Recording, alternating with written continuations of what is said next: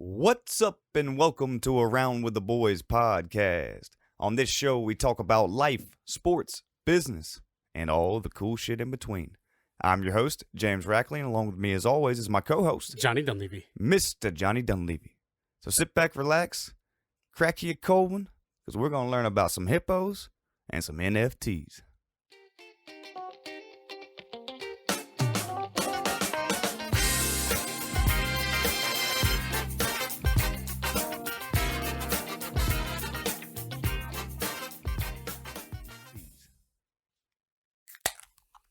Yes.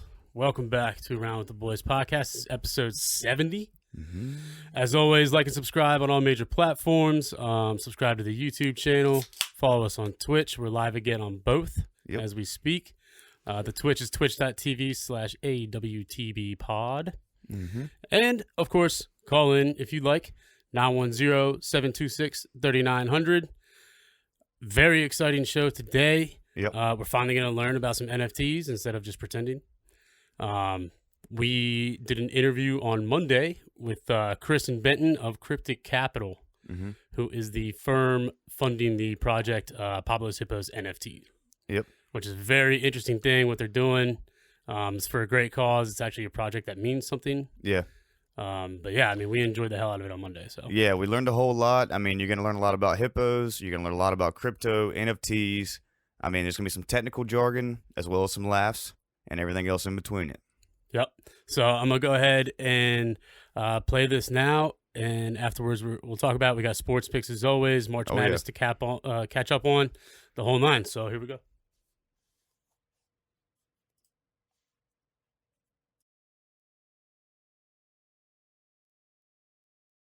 Guys, thanks for joining us on this episode of Around with the Boys. Tell us a little bit about yourselves, right? Pablos Hippos NFT. Yeah, absolutely. Thank y'all for having us on. I'll lead us off and then pass it over to Chris. My name's Benton, one of the co-founders of Cryptic Capital, which is the investment partnership funding Pablos Hippos NFTs. In my day job, I work in risk and financial advisory consulting for financial services companies. So in that kind of controls, audit, regulatory compliance space. And more recently, having worked with Chris on a number of cryptocurrency related projects that we're looking forward to talking to you about. Chris? Excellent. Yeah, my name's Chris. One of the co-founders of Pablos of the Cryptic Capital. I'm an attorney in my day job, mainly doing corporate private equity work. So we kind of leverage that in terms of figuring out how to organize our company and help incentivize our team so that they can, if there is any upside from this project, share in that and be properly incentivized.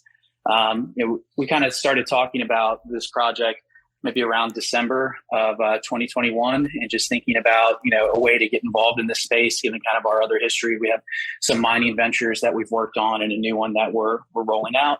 And the idea of, these Pablo Escobar's hippos came up. We started looking into this issue. And I think the first time we had maybe looked into it was like 2019 or before. You hear those articles from Vice that came up and the population has just like really exploded down there. And so they're about 120 right now. And so it's pretty sizable.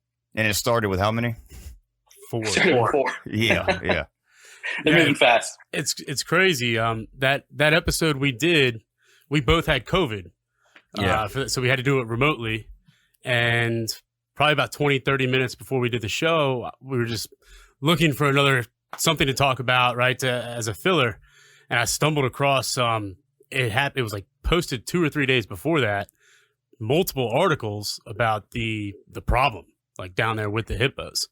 And it's a big deal. They just declared them an invasive species officially. And some of the estimates have them even up to like 200, 300, 400. They don't quite know exactly how many they are, but 120 seems to be like the best guess.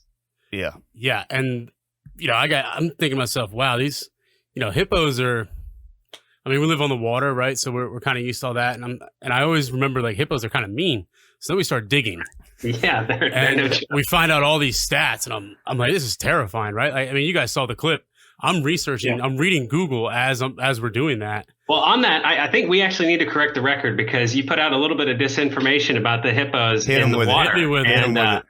They're extremely fast on land, like 30 miles an hour. Like you do not want to be in a foot race with a hippo. But actually, you might rather be in the water with them because they don't really swim. They kind of bounce down. You can watch videos of them. They try and capsize people's boats. So the fishers in the area really don't like the hippos. Because one, they eat up all the fish, and not really the fish, but they eat up the plants. Yeah. And then they kind of kill the fish because of what they do with the nutrients.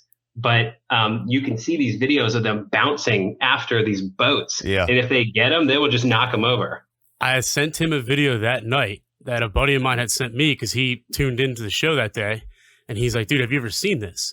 And it's a hippo charging this boat. And the dude is just staring at it, driving slowly. Like he's just used to it. No big deal. But it's terrifying. Like that was terrifying to me. I would have put the spurs to that boat. I would have been out. I would have been out. But if you do find yourself in a situation where you're on land, you're running away from a hippo, you got to run in a zigzag pattern. It's kind of like a crocodile. Yeah. Because of where their eyes are, you can escape, but you got to run in a zigzag. Well, I mean, I didn't realize don't they eat like 80 pounds of food a night?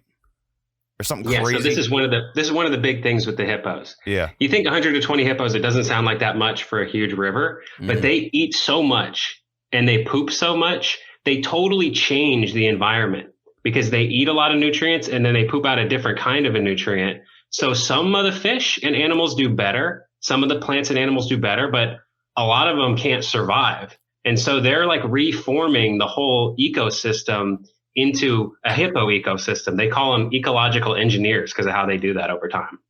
That's incredible. Wow. So they're like purposely doing it to make it their own kind of deal. I wouldn't say purposeful, but it's just a consequence of how big they are and how much they eat. Right. And so that's the scientific community is debating, like, is that good? I'd say the majority say no, because they want to preserve the way it's been in Colombia. Yeah. But some people think it is good. So that's a big debate there. Chris, I don't know. You did a bunch of research into the debate around this, right? Yeah, I think one of the things you have to take into account is, the hippos never asked to be there. They got kind of brought over there by this egomaniacal drug lord.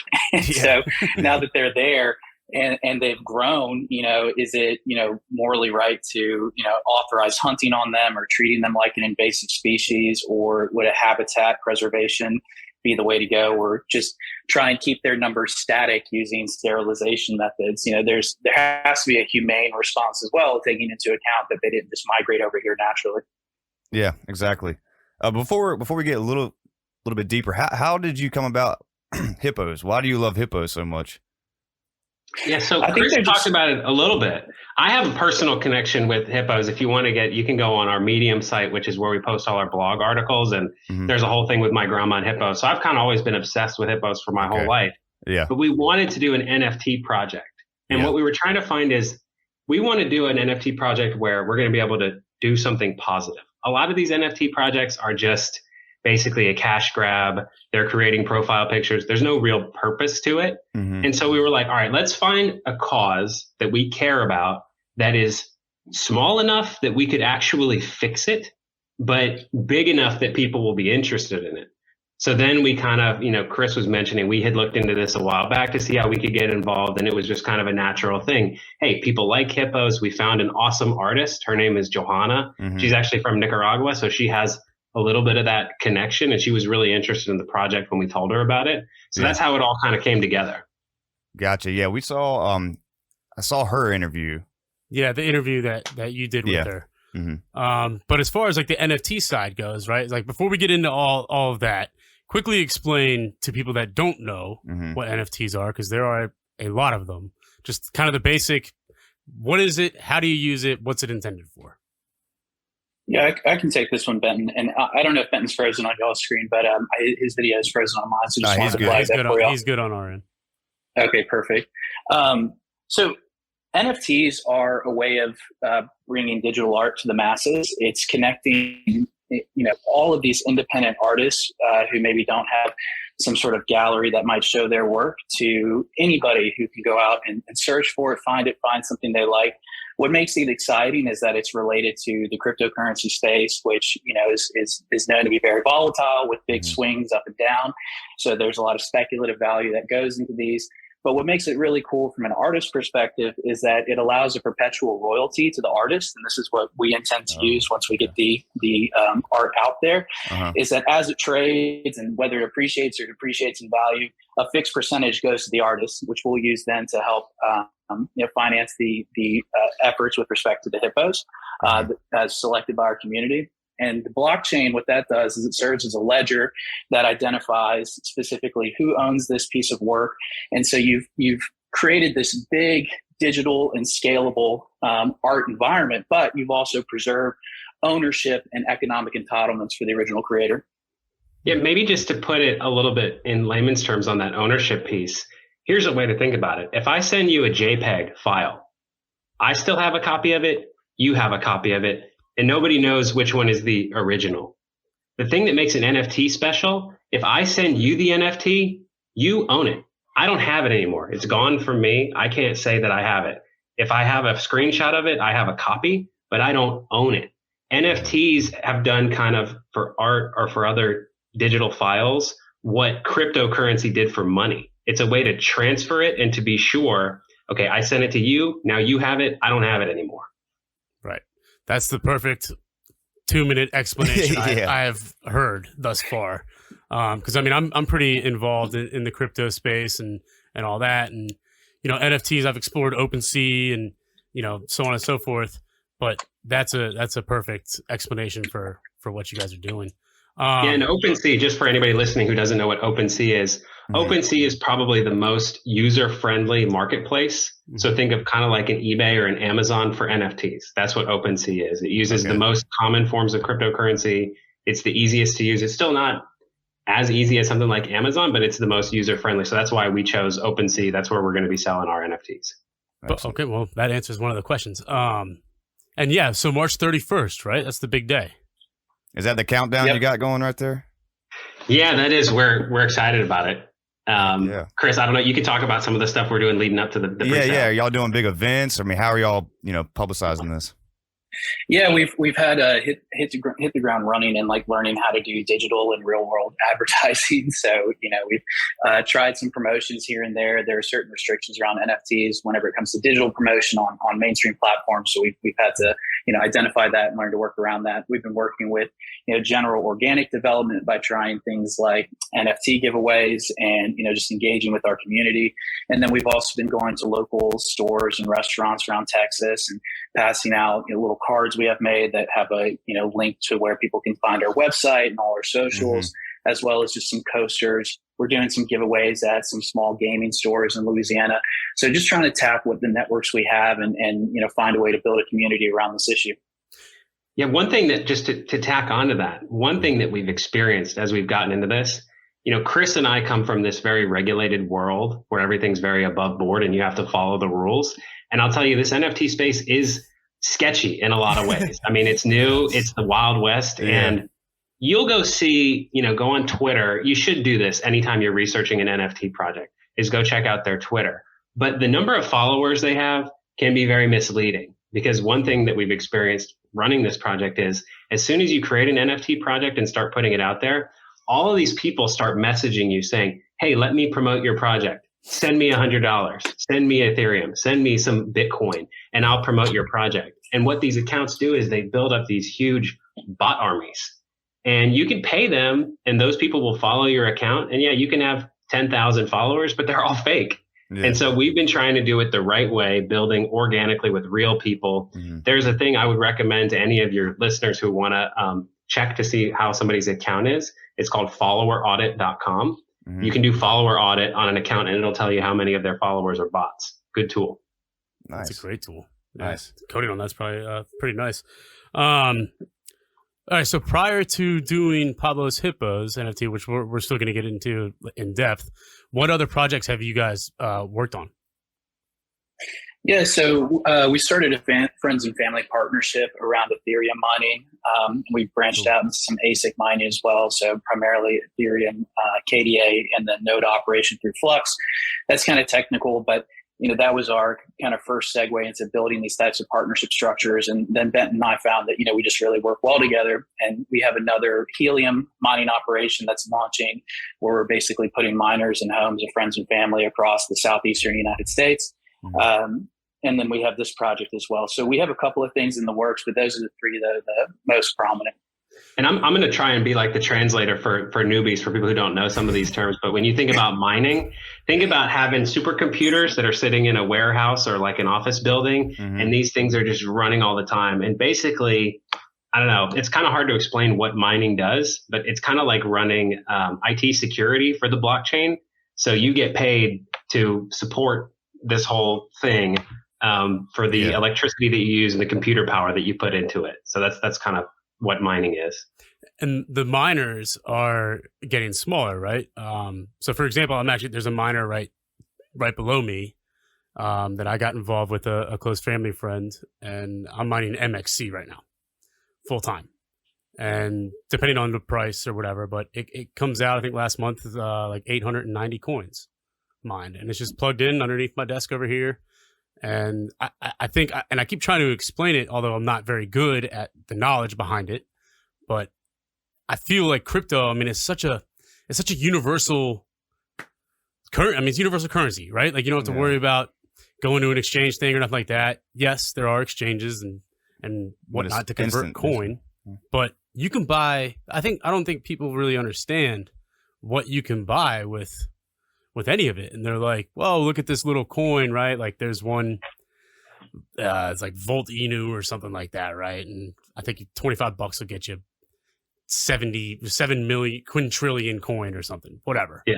But if it goes up, right, you can convert that into Bitcoin, and then you want to go buy a car, you can. You want to buy a house, you want to buy land, you can buy digital land. Like it's just, I feel like it's definitely the future, and which is why I'm sure you guys are involved. Yeah.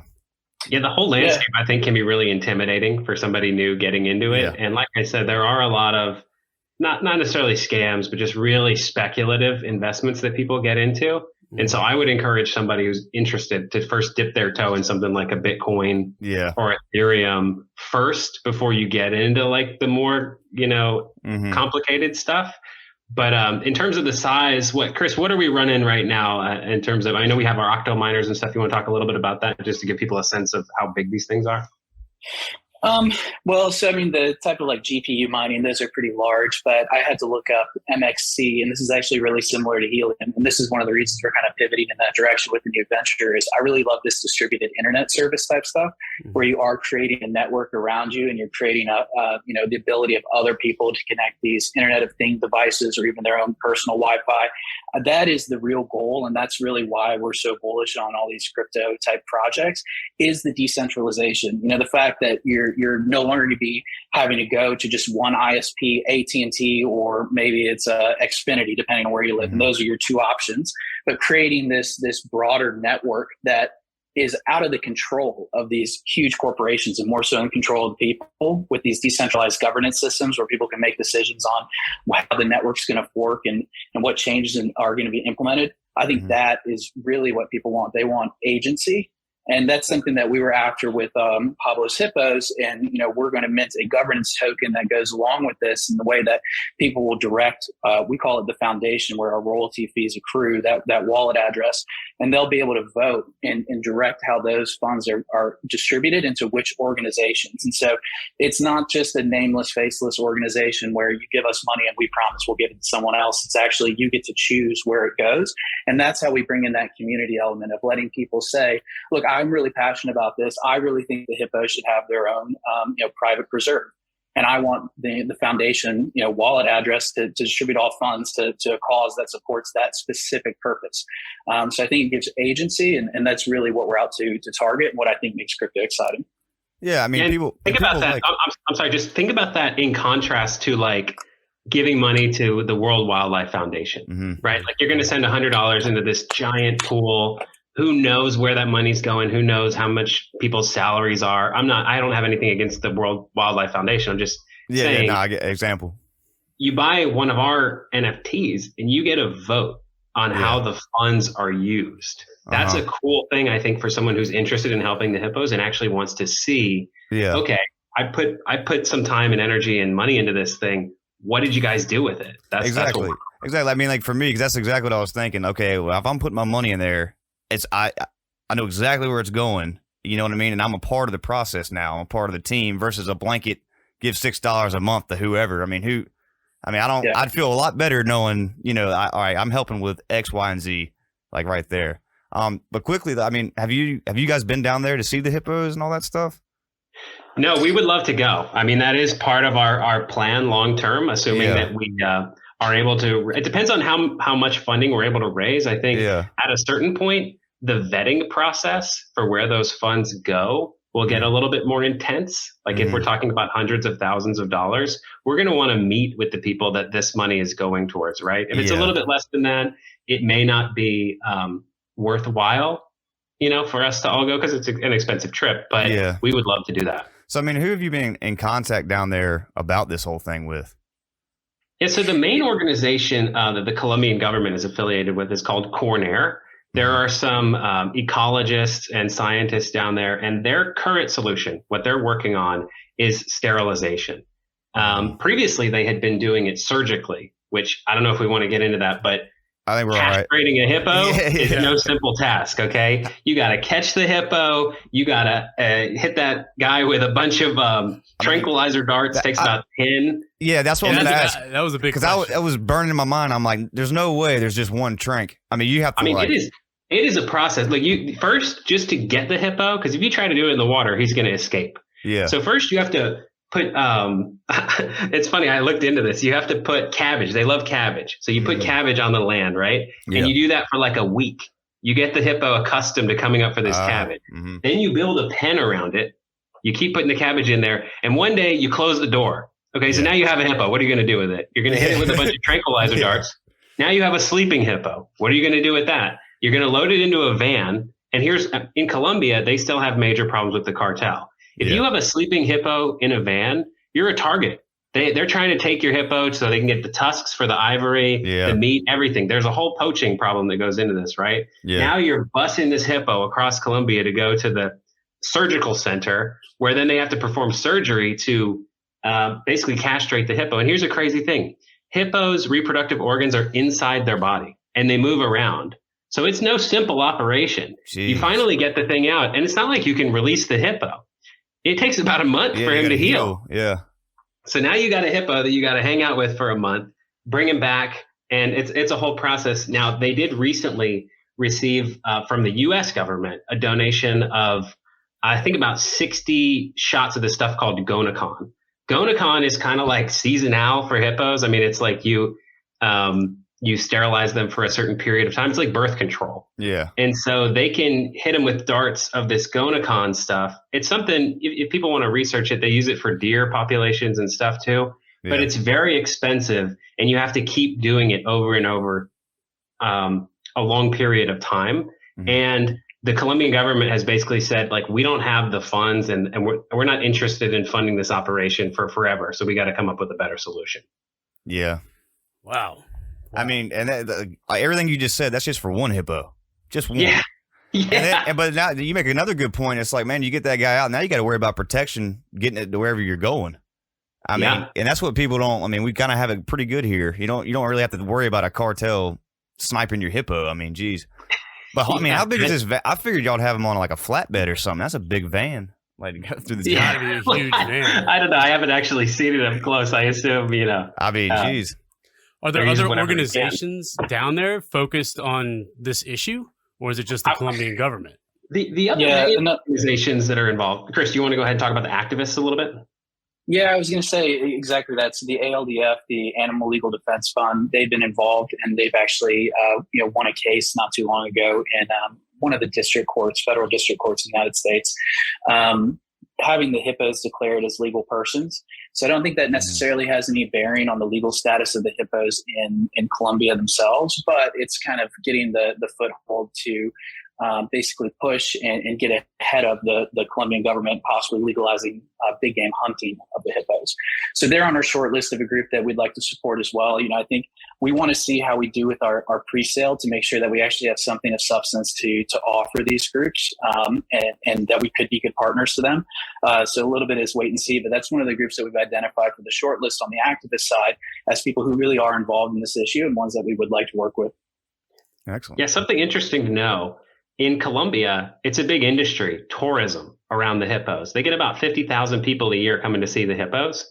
So the people in that local community, many of them view the hippo as like a mascot or as like they love the hippos. Mm-hmm. So you have the fishers and some of the ecologists who don't like the hippos, but you also have a lot of people who do and who maybe rely on them for their livelihood. Yeah. You run a little trinket shop and you sell hippo earrings and all that kind of stuff to people who come through. You don't want to see the hippos go.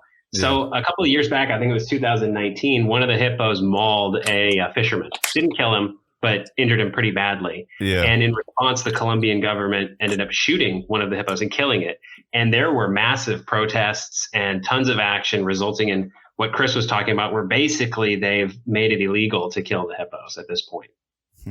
So I guess the ultimate goal, from what it sounds like, is to stop the reproduction, but I guess keep the hippos, right? I mean, we live in a tourist town. Tourism is a huge driver of our economy here in our city. And so like those people have to feel backlash, right? If you're trying to bring 50,000 people a year to come see the hippos is creating a lot of money for. But let me clarify though.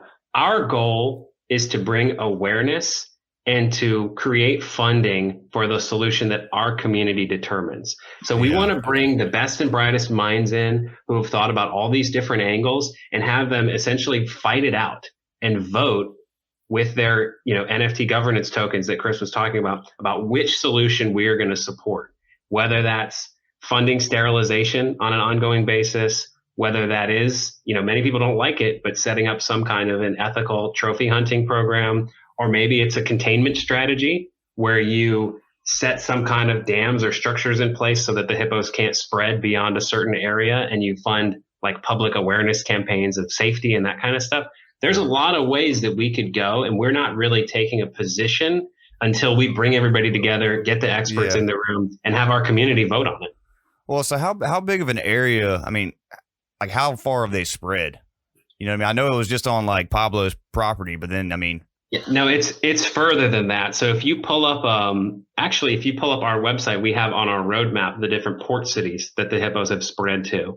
Mm-hmm. So it's about a 50-mile track. They spread out along the River Magdalena between, I think it's Puerto Zaragoza and I forget, maybe Puerto Vallarta might be the southernmost one. But it's a pretty wide distance, and they're not just one pod now. I mean, you have essentially, they call them a bloat.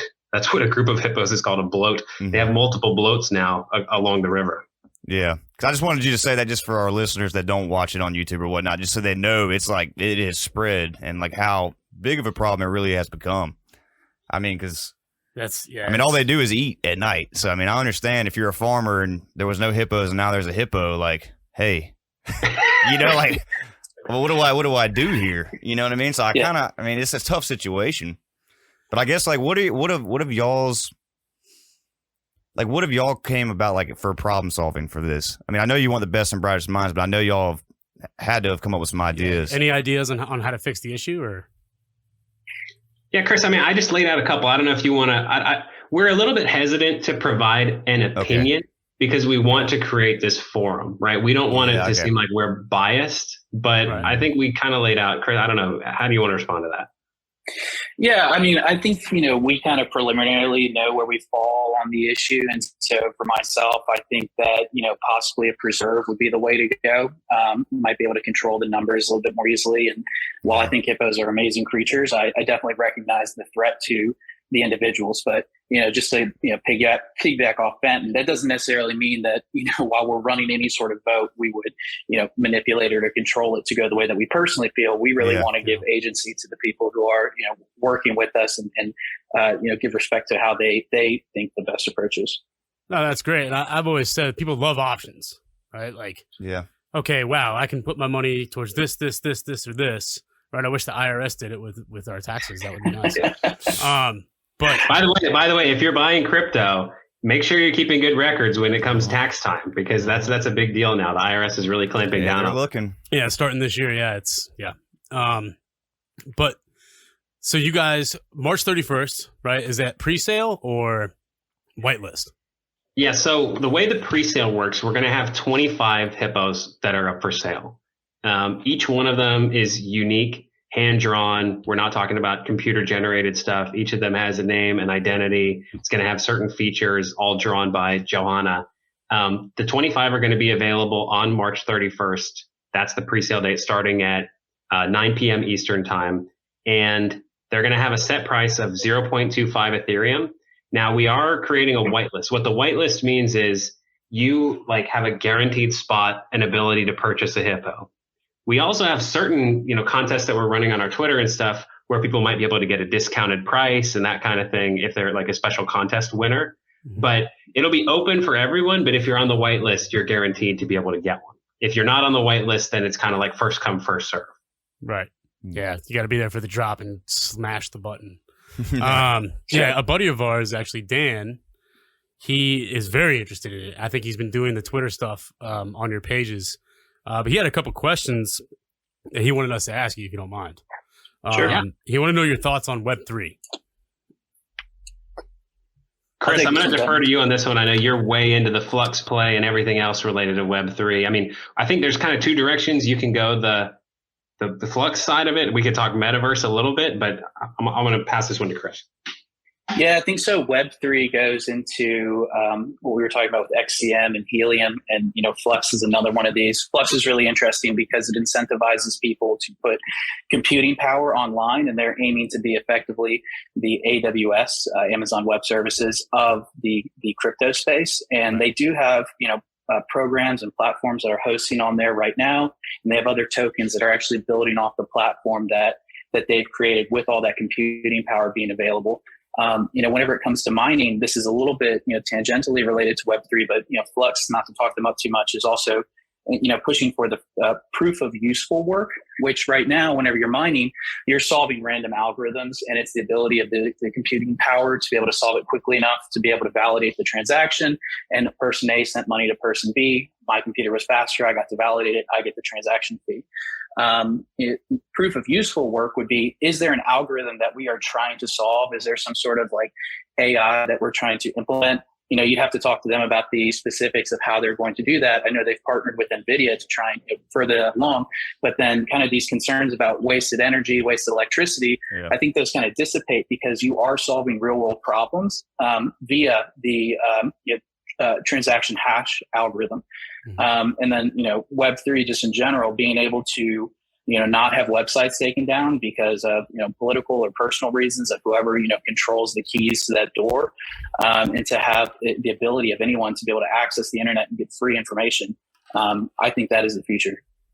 Yeah. As it relates to the metaverse, you talked about earlier, I think buying virtual real estate. Yeah. The one thing I would say is, I look at it kind of like the build up to in the 2000s with all the websites that were coming out. And you remember things like MySpace or LiveJournal, right? And then Facebook kind of won out.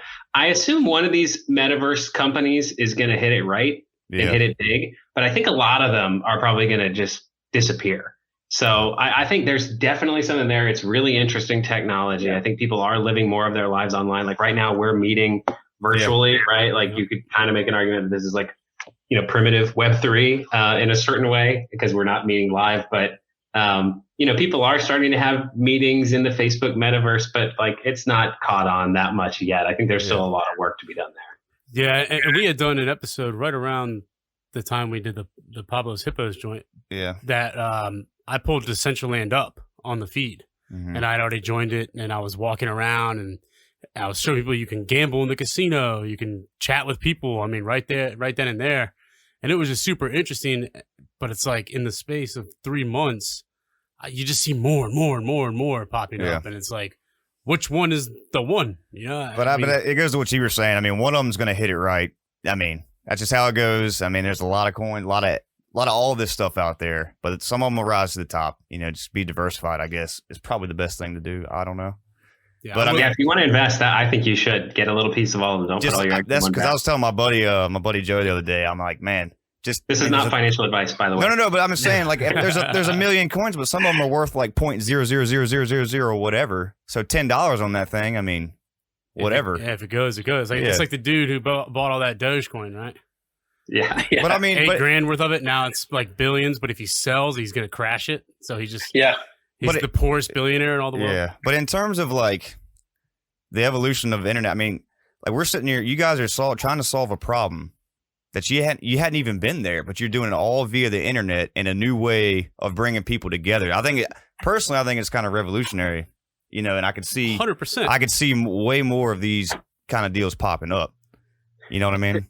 There is one other aspect of the metaverse that's interesting to think about. As we live more of our lives online, like you think about, you walk around your house, if you have a nice piece of art, or maybe a really rich person has like a Van Gogh or a Picasso or something, like what is that?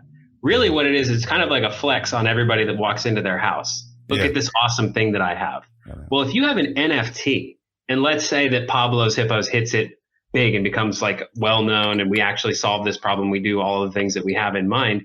If you're one of the people that has one of those 1 out of 120 hippos, how cool will it be to display that in Web3 in your, digital house on the wall to say, oh yeah, by the way, I have this. This is an original Johanna, Pablos Hippos. I think at some point we will get there, and that's how people will look at NFTs in a certain aspect. Yeah, it's interesting. I read something a couple weeks back how this guy bought, I want to say six to nine. I think it was 9. It was a big 9 plots or parcels, right, on Decentraland, and he built this like basically size replica of his house, and all his NFTs. You walk in and like in his grand foyer or whatever, his NFTs are on the wall, and people just go up in there, and they'll, let's say he'll charge half a mana to walk in and just look. Mana at the time was $3.50 a piece. So now you just have people, okay, here's $1.75, $1.75, $1.75, just over and over and over. And I mean, yeah, it's fascinating to me. Like I still can't really grip my head around it, right? I've been building computers since I was 8 years old, right? For me, we literally just opened up two worlds to make money in, Yeah. And it's insane to even think about. But you guys like are different, right? Like you said in the beginning, a lot of these NFT groups or whatever are cash grabs. But to be personal, for you guys to reach out and do this to me is I'm going to get involved for sure. Yeah.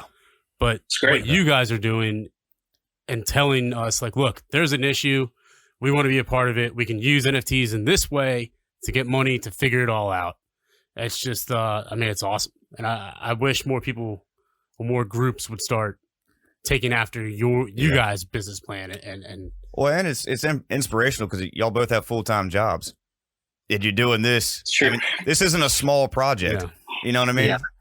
Well, we have a great management team that we work with in terms of our digital marketing and the creative side. So that's really important for anybody getting into something like this. You have to have a great team. How'd you build that team? It all came through personal connections. Just people within the networks that we had met and worked with on whether it was professional stuff or stuff outside of work. I guess some of that is luck. But there's no secret to finding that network. I can't give you like an app or something to find people. You just gotta exactly kind of trial and error. Question though, is there like one of those 3 spots you had or in Colombia? Is there like the worst spot that is getting affected the most?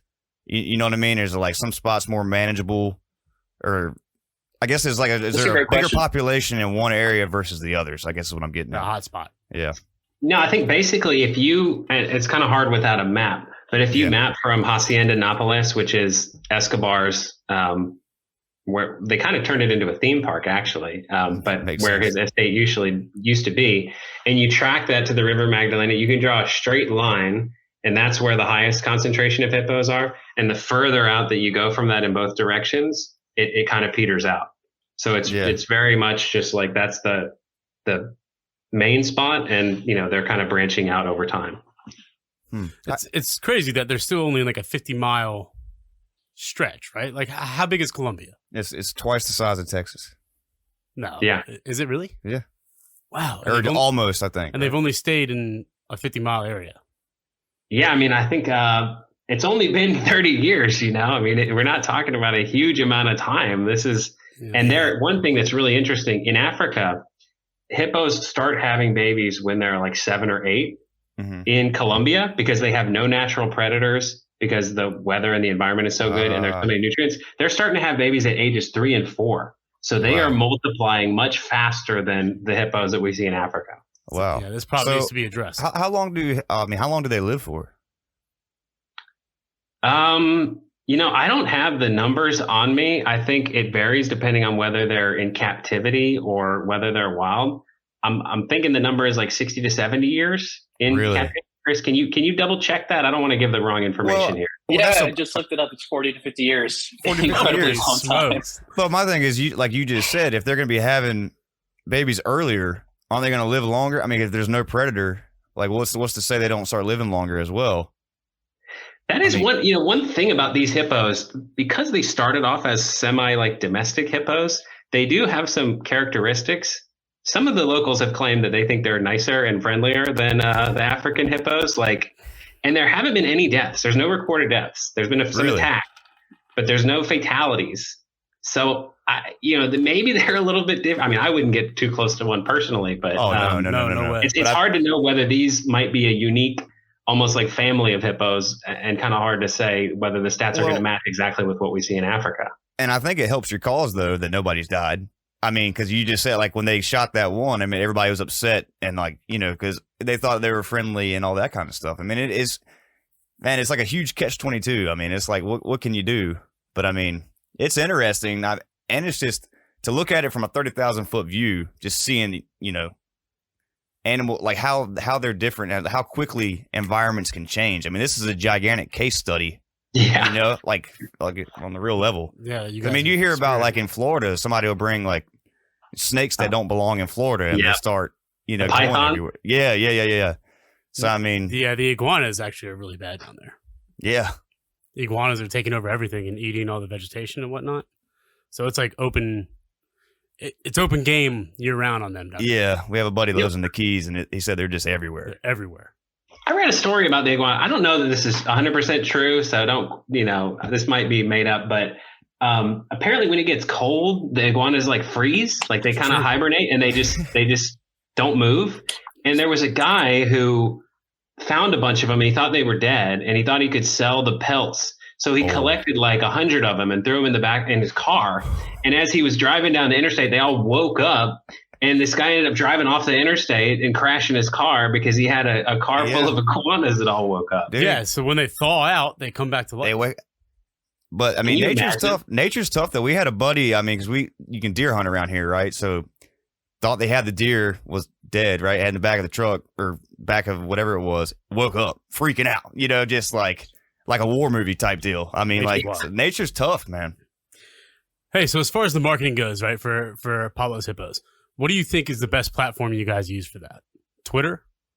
Because, I mean, like you said earlier, I go anytime I'm looking at a coin or whatever, like Twitter's the first place I go. And I've been on Twitter since, early, 09, I think. And I don't know. A lot of my friends don't really use it, but I think it's the best social media platform out there. I'd say probably Twitter.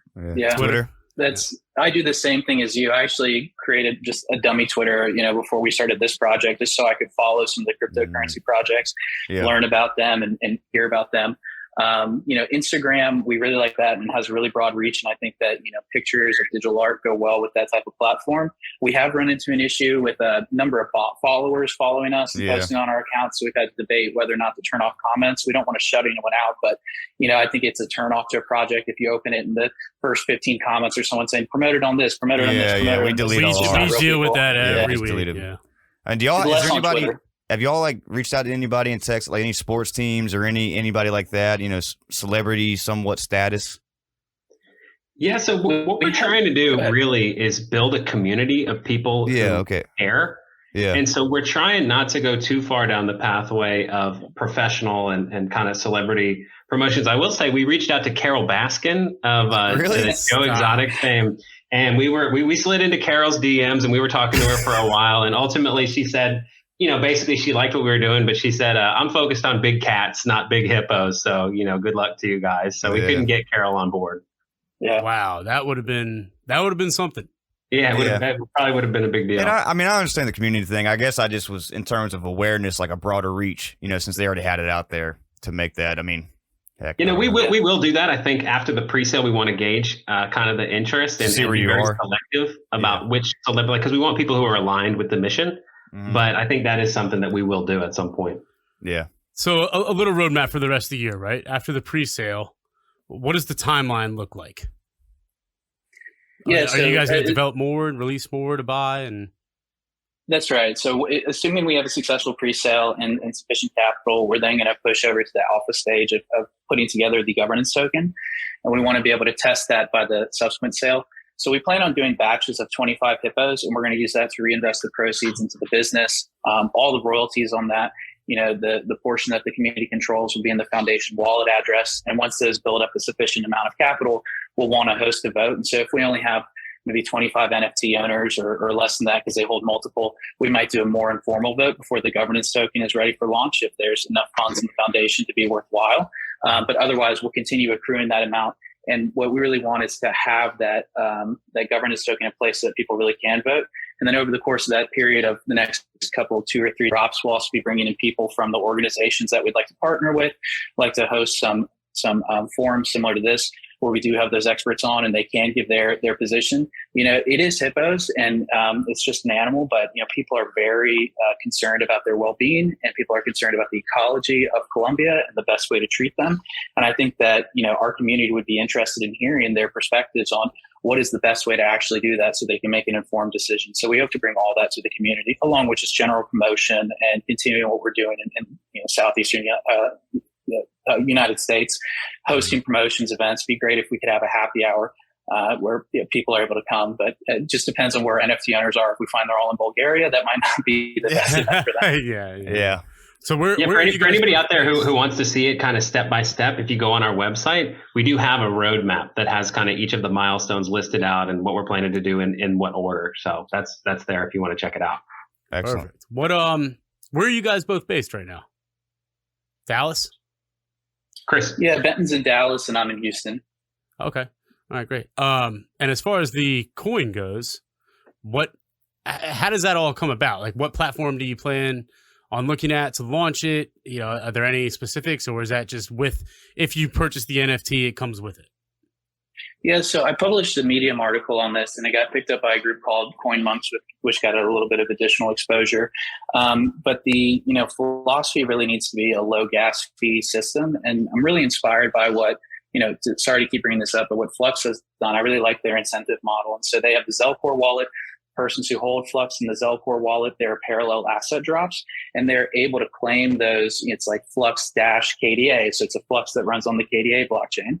Yep. They're able to claim those and then use them as they like. And so we want to have a token that's not going to expire. It's something that people can hold, and then whenever it comes to voting, we'll have these wallet addresses set up that will represent the organization to which those funds would go to. And so it's just the token that goes there, not any actual cash or anything like that. And I would like to use, a very low gas fee type system. So we need to find that so that it's not cost prohibitive for people to participate. Yeah. And then it'll be cumulative voting. So they won't just vote for one group that they really like. Unlike President, where you just pick one person, you could actually say, I really like this idea, I like this idea, I like this idea, and I want to reserve my rest for the next round of voting. Yeah, we have a team in terms of development ready to go, and we've laid out kind of in business terms what we want. But before we get them started on the actual programming, we want to see how the pre-sale does. Yeah. But you can look Bored Ape Yacht Club. I mean, they're a little bit more commercial, a little bit sillier. They just released their ape token, and people are actually buying it and using it, doing all kinds of stuff with it. I think what we're going to do is a little different than that, but it kind of gives you a sense of what it would look like. Okay. But as far as like what platform to obtain this token? Yeah, it probably like I don't own a Bored Ape. I don't own a Bored Ape NFT. I don't make enough money to do that. But did you buy some apes? The ape token? Yes, absolutely. As soon as Coinbase sent me a notification that said it's live, and I went right to it, buy. And then only a little bit just to get in, right? It ran. And then yesterday crashed again, per usual, right? The 48-hour excitement's over. buy more. You know, it's the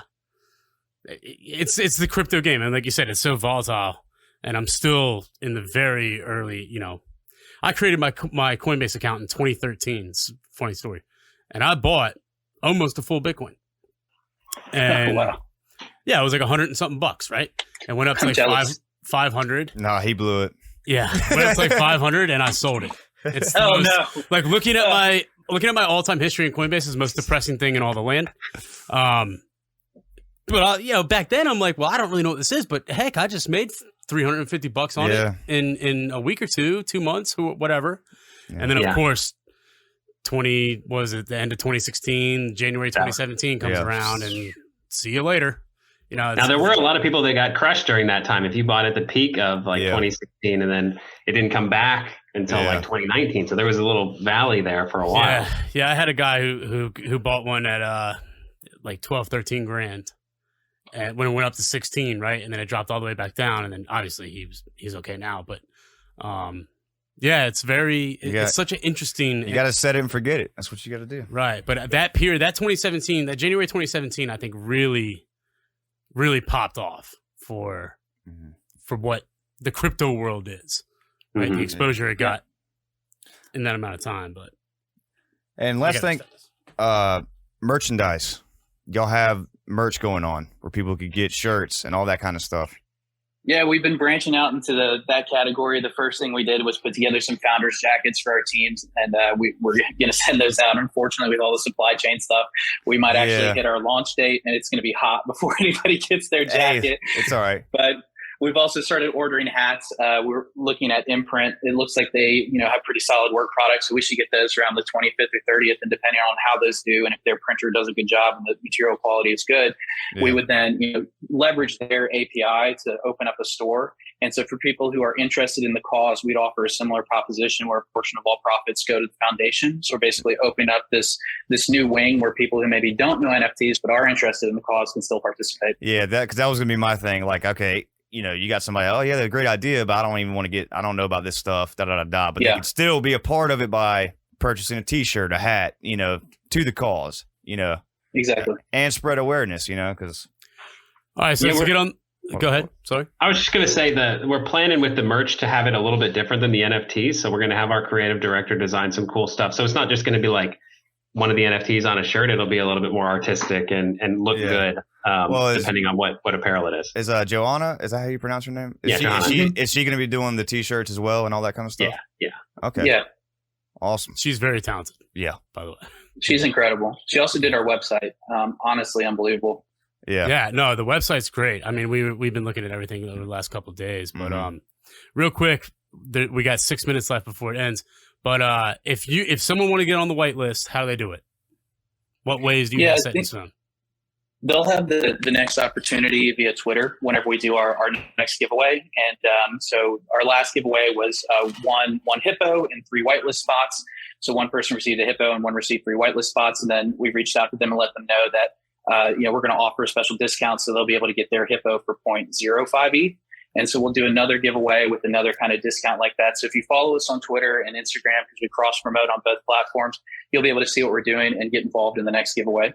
And that's the other pathway I'll mention towards potential whitelist spots. If you just want to have one reserved, if you get involved in our Discord and demonstrate that you are going to be an active community member, you're very interested in the cause, and you're kind of adding to the discussion, we may grant certain whitelist spots outside of contests just to say, hey, this person has been a contributor. We want this person to be a part of the community. We feel like they're going to be a value add. So we'll make sure that they're going to be able to buy a hippo whenever March 31st comes.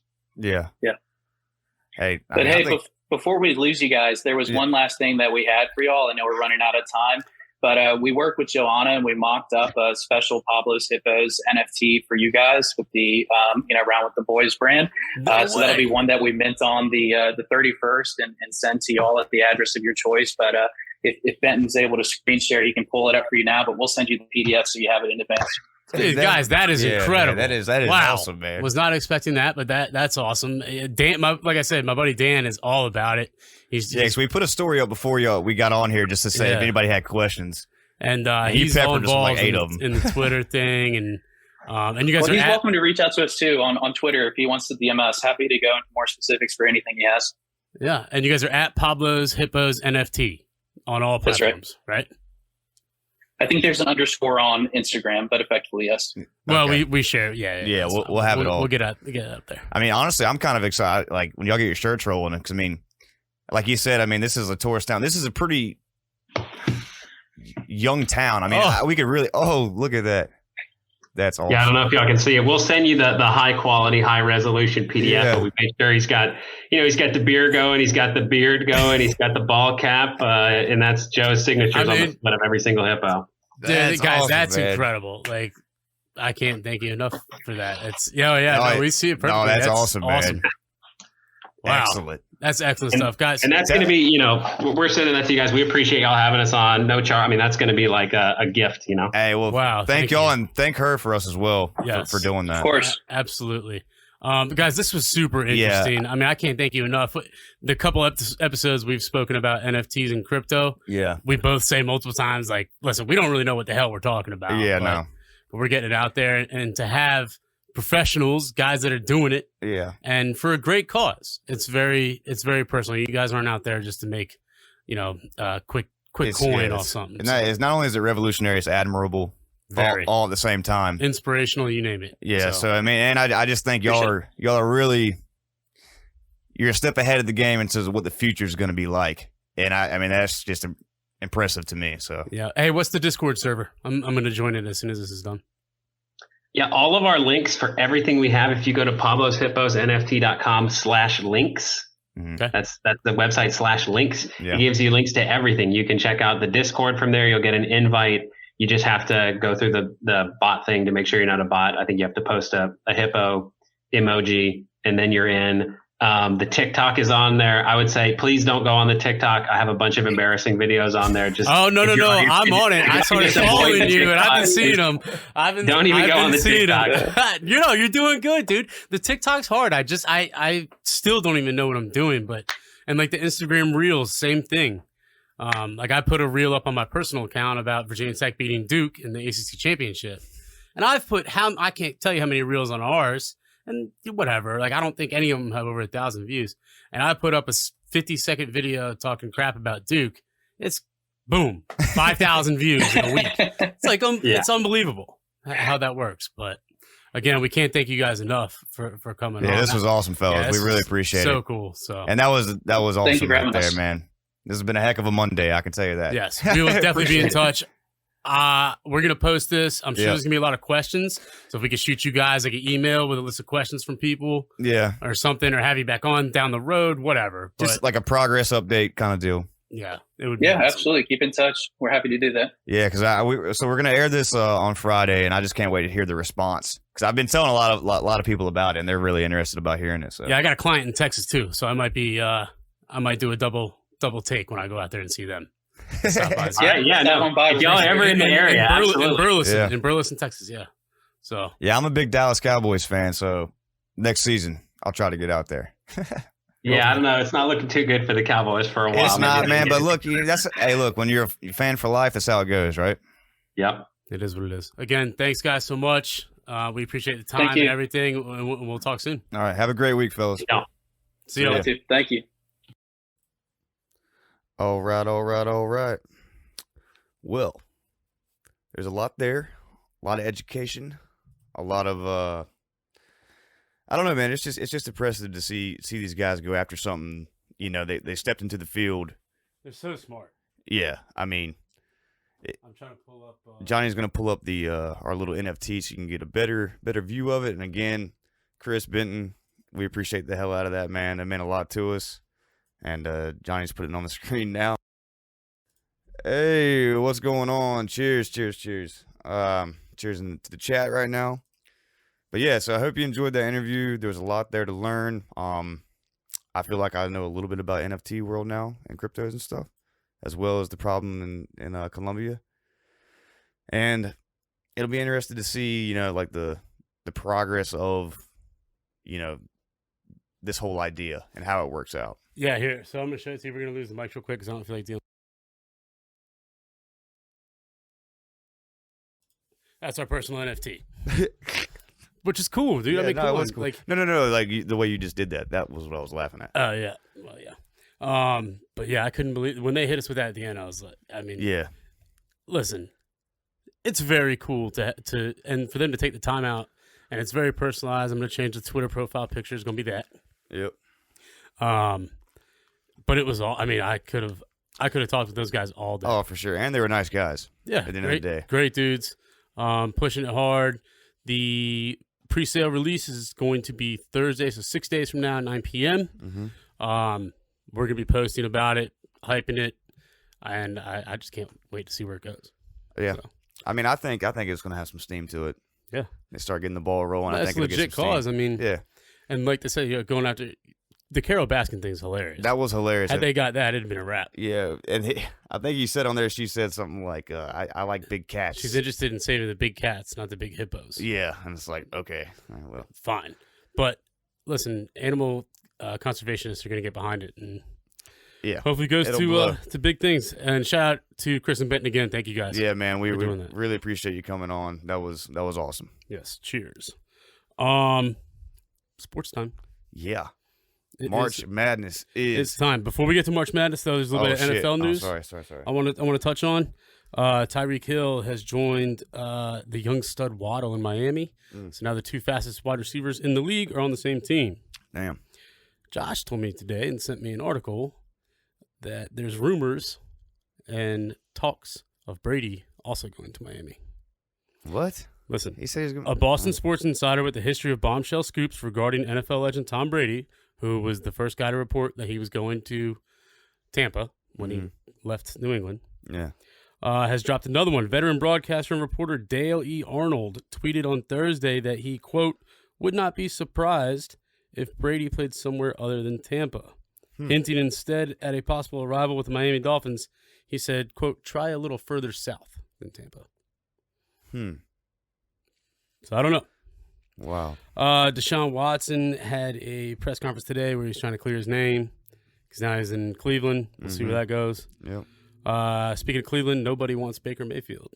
Surprise. Shocker. Devontae Adams has left Green Bay. Wow. He is now joining his college QB at Fresno State, Mr. Derek Carr, in Las Vegas with the Raiders. Von Miller is joining my dude, Tremaine Savage Edmonds, in Buffalo. Von Miller's still doing it. 2 Super Bowls. That's a little NFL news. All right, March Madness, the madness, right? Yep. Let's catch everybody up on the contest. My guy Grayson is winning with 60 total points. Leroy, Touton Cherry in second. Tebow, Charles, a couple other people. Zach's up there. He's got 51. Grayson's 6 points ahead, though. And after last night, holy shit. Yeah. What position am I in? Well, you're not on the top 10 that I snippeted, so Really? it doesn't matter. Because last night I thought I was in 9th. Whatever. You're not. You probably Said you probably you're had not. Arizona. Oh, God. Last night, Arkansas took down number 1 Gonzaga. Yeah, that was crazy. 74-68. Yeah, that was Gonzaga. They never pulled away. Nope. A couple lead changes in the beginning, and that was a wrap. Villanova handled Michigan pretty easily, 63-55. Houston, the 5 seed, beat Arizona in the late game, 72-60. They beat them the entire game too. Yeah, that was crazy. That last night was just a wild night. The game of the year Yeah. was the Duke Texas Tech game. Every time I would look at the day, another lead change. Yeah. Another lead change. Another lead change. I mean, all day. Dude, it was intense. Well, I couldn't imagine how intense it was for you down there. Yeah. With old Captain Denny screaming at the TV. Yeah. But, yeah, I didn't text him at all. I texted him right before the game. I said, all right, Gonzaga's down. You know, it's time. Yeah. Like, you got a good shot. Good luck. That was it. Mm-hmm. And then I finished the game in bed on my phone because I was exhausted. And I just texted him, survive and fucking advance. Mm-hmm. And then Arizona lost. So Yeah. now the doors are just swinging wide open. Wide open for him. Tonight, I feel, is going to be just as good as last night. It's got to be. It's got to be. So here we go. On CBS, the first game of the evening at 7:09 p.m., we have the 15 seed St. Peter's Peacocks taking on Purdue, the 3 seed. St. Peter's is plus 13. Now listen, I'm going to destroy that. Are you? Today is National Peacock Day. It's a true fucking story. All right. I'm dead ass. Yeah, no, I mean, yeah. On top of that, my grandmother calls me last night about 7 o'clock. John, I need to know when St. Peter's is playing tonight and what channel they're on. I said, Graham, they're on tomorrow night. CBS, the first game, 7 o'clock. Oh, great. I said, well, you just a fan of Cinderella's? Whatever? No. My grandmother graduated from St. Elizabeth's in New Jersey in 1950. Yeah. St. Peter's is in Jersey City. That was their brother's school. Oh. So all the guys, the parties and everything was St. Peter's. Huh. And so she's like, oh, yeah. Oh, I've noticed. Tell me all this history about it. And I'm thinking to myself, well, I got to take this down. I have to. And then I find out today it's National Peacock Day. 13 points? Come on. I mean, I guess I got to now. I mean, dude, they beat Kentucky. The inspiration, bro. You got to get behind it. Yeah, no, I like it. No, okay, Zach, I hear you on the good call with Houston over Arizona. That's what's up. Yeah. I don't know about the other stuff that's going on in the chat. Oh, yeah, my grandma called. I had just started streaming on Twitch last night. Oh, I got you. Like, we were about to start playing FIFA. Yeah. And that's when grandma called me, and I had her on the... Yeah, so she called it. Yeah. So the Peacocks, man, they're gonna... I think the Peacocks going to do it. The second game, so the game after that on CBS, 9:39, is UNC +2 versus UCLA. What you got there, Johnny? If UNC keeps playing the way they are, I'm going to. I mean, you have to take them +2. Yeah, but have they spent all their magic? Are they out of gas? I don't know. Mm-hmm. Like Duke, I'm telling you, the best things that happened to Duke and UNC was my Virginia Tech Hokies beating the shit out of both of them back-to-back nights. Yeah. Get the bad losses out of the way. They didn't. I mean, of course they care about the ACC championship, but they really don't. The big tournament was what they cared about. Yeah. That's why the Hokies lost so badly, because we got the glory. Yeah. We knew we weren't going to win the thing, but whatever. And so now both of them are playing with a vengeance. Both teams. Yeah, for sure. I mean, I don't know, Chad. What do you think about tonight? In terms of the Carolina game, have they ran out of gas? Captain DW, what's up, you freak? The captain's in the chat. Glad to see you're still alive after last night. Oh yeah, but I don't know, John. I think I'm gonna take UCLA on this. Okay. Because I have it in my bracket like that, so I'm gonna go with UCLA. Right. But you chose your bracket before you saw the games. Yeah. That's where my argument comes. Okay. They played very well. UNC's played very well. But I mean, yeah, they have, but they look. I'll tell you what I'll do. Last game they blew a 25-point lead. I don't care that their best player went out. They didn't clamp down on defense. So that's my point. Okay. Yep. All right. So I'm taking UCLA straight up. -145 on the money line is a good one. Really? Yeah. It's -145. You can throw it in a parlay. Something. Yeah. All right, switching over to TBS. 7:29 p.m. tip-off. We had the 4 seed Providence taking on the number 1 seed Kansas. Kansas is -7. They were -6.5 right before I made this. I watched it. Really? Change. Okay.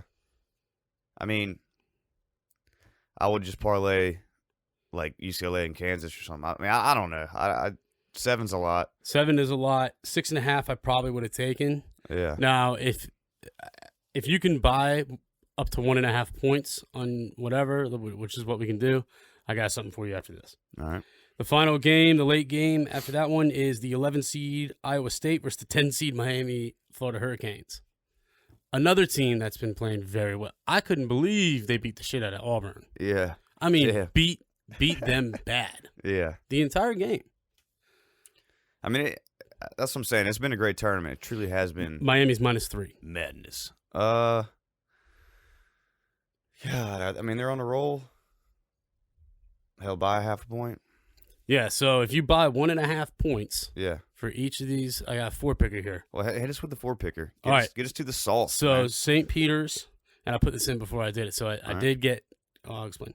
So St. Peter's, right, they're +13. You get them at +14.5. Mm-hmm. Right, Carolina plus, they're +2. You can get them +3.5. Yeah. Kansas, I got it at -6.5, so I got them -5. Okay. You can get them -5.5 if you buy 1.5. Mm-hmm. And then Miami -1.5. So St. Peter's plus 14.5, Carolina plus 3.5, Kansas -5, and Miami -1.5. Like plus 750. Okay. I like it. That's what I got. I like it. That's what I got. But the single is St. Peter's plus 13. I mean, I hope they still have some magic in them. You know what I mean? I mean, they better rub that lamp. Shit. Or whatever the fuck you gonna do. Get a top hat. I don't care. Do something. Shit. Like, no one's fucking with Dougie. Yeah. I just hate to get beat by a peacock. You know what I'm saying? Well, the best shit was what the coach said. What? He said, I got a bunch of boys from Jersey and New York. You think they're scared? It's like, damn.